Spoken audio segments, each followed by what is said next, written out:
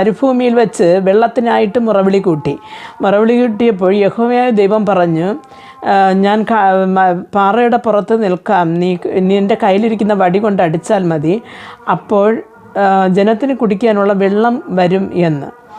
അങ്ങനെ പാറപ്പുറത്ത് അടിച്ചപ്പോൾ വെള്ളം വന്നു. പക്ഷേ ഇവിടെ അപ്പോസ്തലനായ പൗലോസ് കൊരിന്ത്യ സഭയ്ക്ക് എഴുതുമ്പോൾ പറയുകയാണ്, ആ ഒരു പാറ എന്ന് പറയുന്നത് അത് ക്രിസ്തു ആണ് എന്നാണ് പറയുന്നത്. അപ്പോൾ ക്രിസ്തു എപ്പോഴും അന്ന് ലോകസ്ഥാപനത്തിന് മുമ്പേ ക്രിസ്തു പിതാവിൻ്റെ സന്നിധിയിൽ ഉണ്ടായിരുന്നു നമുക്ക് വേണ്ടിയിട്ട്.